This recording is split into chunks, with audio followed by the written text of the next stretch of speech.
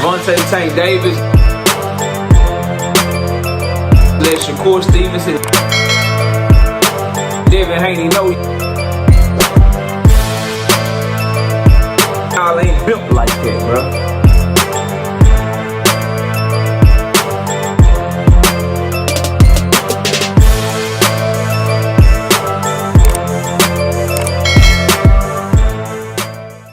Brian Norman Jr. is gonna be the best athlete that Devin Haney's ever been in the ring with. Smash the like button, subscribe to the channel, share the video. We live Monday, Wednesday, and Thursday night at 7:30. Also live Sunday mornings with the same OG KQKC Boxing Network. Sunday mornings 9 a.m. Central Standard Time. Join the channel as a member. Drop super chats when you come by the live streams and the videos that we do. And hit me up if you want to debate. My email address is knockoutboxing86@yahoo.com. Let's get it cracking. So, I was watching Brian Norman Jr. do some workouts on Fight Hub, I believe, with his daddy, Brian Norman Sr., talking noise. And I saw him moving around. And I couldn't help but think, after watching him fight, right, in the way that he's grown as a fighter, specifically started with the Giovanni Santillan fight, in my opinion, and then just watching him and the athlete that he is, this the best athlete, strongest athlete that Devin Haney's been in the ring with, bro. Straight up. And I can't wait to see it, bro. Now, the Devin Haney, Brian Norman conversations have gone by the wayside, really. And now I'm starting to see why Bill Haney had to bring up some fake-ass drug controversy, some fake-ass PED controversy to get that shit buzzing, because nobody's talking about that shit right now. And for this fake face of boxing, Devin Haney, you would think, his fans swear that he's the face of boxing. You got entire channels dedicated to making Devin Haney look like he's something that he's not in terms of his star power and popularity. Yet and still, people can go weeks and weeks without talking about him. But it ain't a day go by where these same channels that call Devin Haney the face of boxing ain't talking about Gervonta Tank Davis, or trying to talk about a Gervonta Tank Davis fan, or trying to talk about a Gervonta Tank Davis content creator. That's just what it is.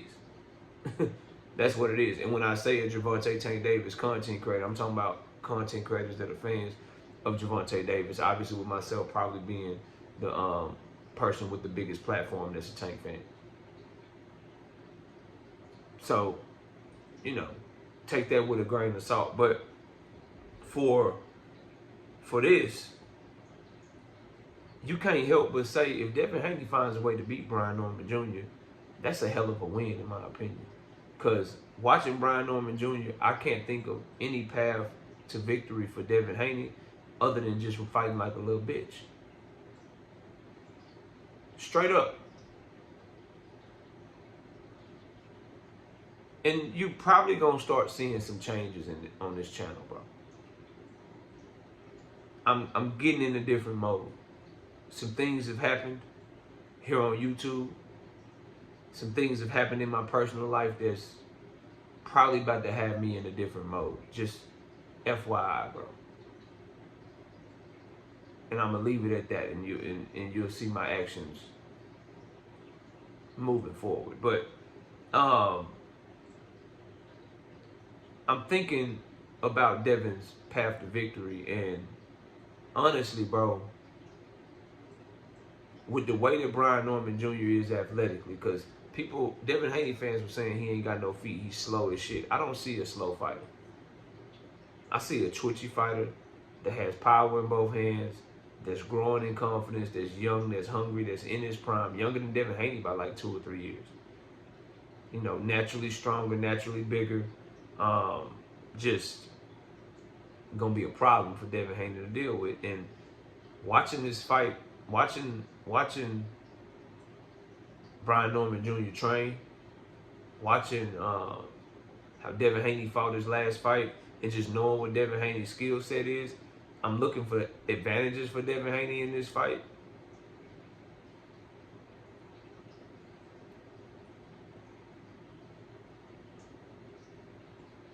and I'm coming up short.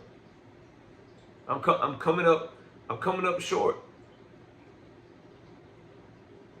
And so what that leads me to believe is he has to have the game plan to fight like he fought Jose Ramirez times 10. He can't fight out at mid-range with Brian Norman Jr. That'll allow Brian Norman Jr. to try to time his jab and hook off of it. Can't do that. That's what got him in trouble with Ryan Garcia. Can't fight inside with Brian Norman Jr. You see what he did to Giovanni Santillan on the inside? See what he did to Yoshino trying to fight him on the inside? And Devin Haney ain't even a good inside fighter. So if you can't fight mid-range and you can't fight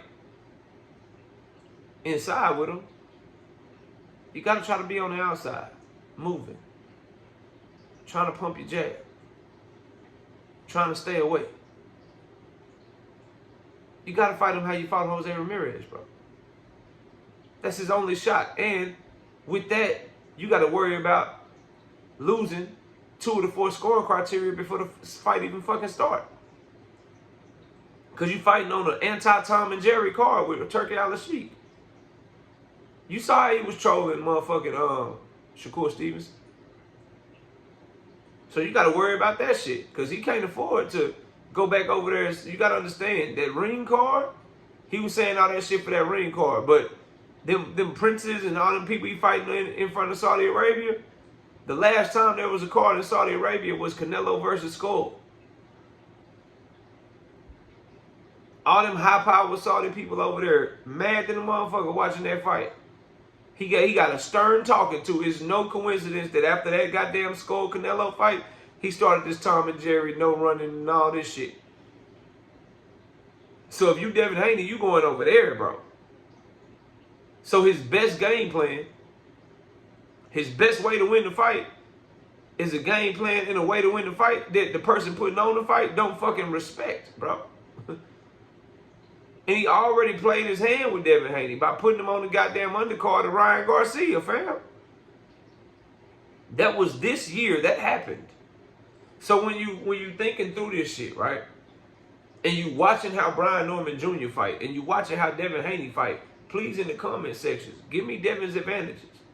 Devin ain't just some super superb athlete that's out athletic people. He just happened to fight smaller guys in his career, in my opinion, that he was more athletic than. Just because he's more athletic than Jorge Linares, don't make him a supremely athletic fighter, bro.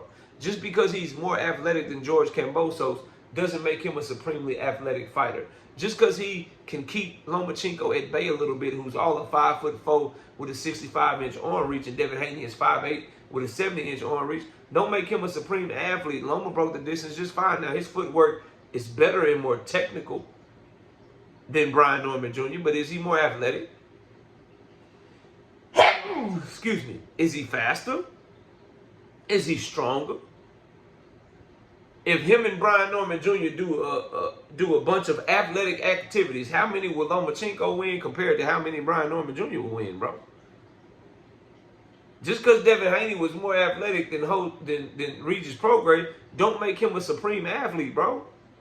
This idea that people have that there is some sort of huge gap, and by people I mean diehard Devin Haney fans, this idea that some of you have that there is this huge gap between Devin Haney's athletic ability and Brian Norman Jr.'s athletic ability makes no sense.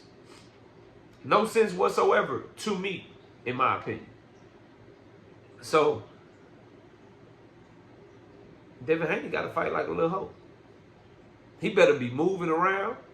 He better jab, and if he catch Brian Norman with another jab, he need to be running around the goddamn ring. Making Brian Norman catch up, and then if Brian Norman do happen to land something, he need to try to land another jab to be up 2-1. He better fight that shit like it's an amateur scoring system to have any shot and not getting his goddamn head knocked off his shoulders, bro. Straight up. But y'all let me know what y'all think. Comment below. Smash the like button. Subscribe to the channel. And I'll catch y'all on the next one. Peace. Gervonta Tank Davis.